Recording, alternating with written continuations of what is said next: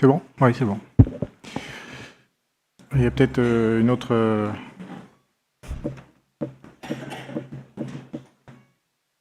Voilà. Bien, donc sur l'économie sociale et solidaire, je vais essayer d'aller rapidement, j'ai 10 minutes, mais je vais essayer d'aller à l'essentiel. Je voulais juste dire que lorsque j'ai été élu vice-président, j'ai d'abord visité une épicerie solidaire le premier jour de mon mandat parce que je considérais que ça allait m'aider à rester dans le réel et savoir pour qui et pourquoi on faisait les choses dans cette majorité. Et donc, sur l'économie sociale et solidaire, ce que je peux dire, c'est que ces 4 années, elles ont été très courtes et très denses. Et je voulais d'abord dire merci au service parce que sur l'économie sociale et solidaire, il y avait des pratiques différentes, mais c'est vrai des autres domaines. En Bourgogne-Franche-Comté, qui n'existait pas encore, il y avait des pratiques en Bourgogne, il y avait des pratiques en Franche-Comté. Et il a fallu, dans le même temps que les services poursuivent une continuité des 2 anciennes régions et bâtissent dans le même mouvement une nouvelle stratégie que nous souhaitions développer. Donc, dans cette stratégie que je vais vous présenter, nous poursuivons l'aide à l'emploi, donc l'accompagnement de la structuration et de la montée en puissance des dispositifs d'accompagnement des projets. Pour nous, c'est vraiment très important. Donc, nous y mettons 5 millions d'euros par an. Nous allons poursuivre les investissements et nous avons créé un règlement unique entre les PME et l'ESS sur l'immobilier parce que nous considérions qu'il y avait quelque chose qu'il fallait corriger et ça, c'était important. Mais quand il y a des bonnes idées, nous les entendons et nous y travaillons. Donc vous voyez, c'est concret. Donc partenariat immobilier. Et puis enfin, dans l'ensemble de la promotion et de l'accompagnement qui a évolué, puisque sur un total qui était l'année dernière de 1,9 million, nous allons mettre 2,1 millions sur le sujet pour l'année qui vient. Et donc, nous avons notamment augmenté la part du générateur BFC, puisque le budget va nous permettre de couvrir 6 nouveaux territoires. Il faut que vous sachiez que sur les 117 intercommunalités de notre région, on a identifié une centaine qui n'avaient pas une ingénierie bout en bout suffisante pour accompagner complètement des projets de territoire. Et donc, nous souhaitons aller le plus possible vers au moins 50% de territoires accompagnés d'ici la fin de mandat. Donc, vous voyez, c'est concret. Et donc, nous ne sommes pas dans les intentions, nous ne sommes pas dans le superficiel, et je trouve ça, ces déclarations un peu insultantes, mais bon, chacun est responsable de ce qu'il raconte. Mais pour réussir ça, il y a deux critères importants. C'est la question de la décentralisation et de la capacité à coopérer avec les acteurs du territoire, et c'est la question de la confiance qu'on peut développer avec ces acteurs dans les territoires. On ne peut pas dire que le gouvernement prenne ce chemin. Pour ce qui est des entreprises de l'économie sociale et solidaire, en fait, quand on regarde aujourd'hui le budget, il est assez petit, il est autour de 8 millions d'euros, un peu plus de 8 millions d'euros. Mais en réalité, c'est des politiques transversales qu'on va retrouver dans l'agriculture, qu'on va retrouver dans l'enseignement, qu'on va retrouver dans la santé, dans les associations. Et donc, c'est en réalité beaucoup plus que ça si on voulait vraiment voir l'impact de cette manière de faire de l'économie dans notre région, qui est une région en pointe sur le sujet.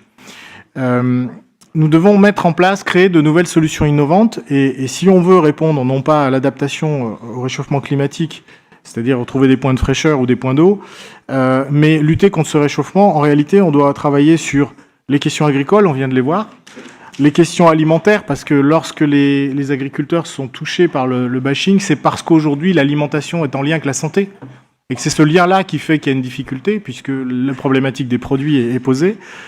Donc il faut les accompagner dans cette transition. La question de l'énergie, qui est fondamentale, et je donnerai quelques exemples. La question des bâtiments, et lorsqu'on nous dit on est trop dur dans nos règlements d'intervention, et peut-être, mais il faut qu'on se mette à cette norme-là. Comment on y va par étapes, mais comment on y va? Parce que si on n'y va pas, on n'est pas responsable. Et enfin, Michel l'évoquera, la question de la mobilité, parce que si on ne trouve pas des solutions à la question de la mobilité, on ne répondra pas en réalité aux vrais enjeux autour du CO2. Alors je vais vous prendre quelques exemples de solutions innovantes sur la gestion des déchets, le recyclage et le réemploi, puisque c'est une manière d'illustrer le sujet. Nous avons par exemple en 2018 ADS La Ressourcerie, Cinéo dans le Jura, l'AFSAM, qui est une plateforme logistique de produits bio, entreprises d'insertion et entreprises adaptées, donc on a aussi une logique sociale très forte.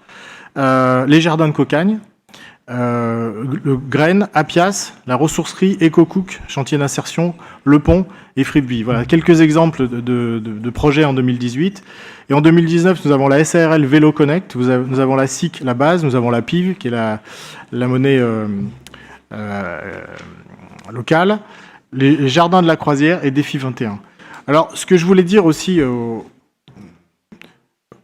Rassemblement national, c'est que, en fait, vous n'avez pas été élu par lucidité, mais je crois que c'est plutôt par désespoir des citoyens, et donc c'est à nous de créer des alternatives. Ça, c'est notre responsabilité. Et donc, oui, parce que dans lucidité, il y a lumière. Non, dans lucidité, il y a lumière, et vous ne brillez pas par ce côté-là. On s'écoute, s'il vous plaît. Quand je dis désespoir, c'est aussi si. Non, mais après chacun assume. C'est par désespoir. Et donc, et la preuve que, vous voyez, là, moi je vous ai laissé parler tout à l'heure. Hein. Si. La preuve que tout ça vous gêne, et la preuve que vous ne travaillez pas parce que vous dites ces années ont été bien longues. Mais c'est souvent le cas quand on ne fait rien. Moi, j'ai pas vu passer le temps depuis 4 ans. Et la deuxième chose, c'est souvent le cas quand on ne travaille pas ces dossiers.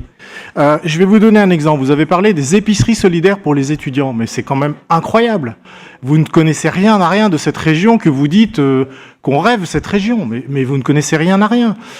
Il y a plus de 50 épiceries solidaires. Francis Cotet, qui est à mes côtés, conseiller délégué, a fait un travail considérable pour travailler sur le modèle économique de ces 52 à 54 épiceries solidaires. Il a travaillé avec eux au quotidien, on les a accompagnés. Et aujourd'hui, vous découvrez qu'il y a des épiceries solidaires et qu'il faudrait que les étudiants y aillent. Mais ils y vont déjà, via les universités et leurs services sociaux, et via les mairies et leurs services sociaux. Mais dans quelle région vous habitez ? Hein, donc vraiment, vous ne connaissez rien et vous ne travaillez pas. Donc forcément, c'est long. Et enfin, pour terminer, vous avez cité Walt Disney. Moi, j'aime bien Walt Disney. Mais moi, je vous citerai La Fontaine et je vous recommande de lire 2 fables de La Fontaine. Après, vous choisirez les personnages. Il y a L'ours et le jardinier. Je vous la recommande. Et la deuxième, c'est Le renard et le buste. Vous y retrouverez Monsieur Odoul.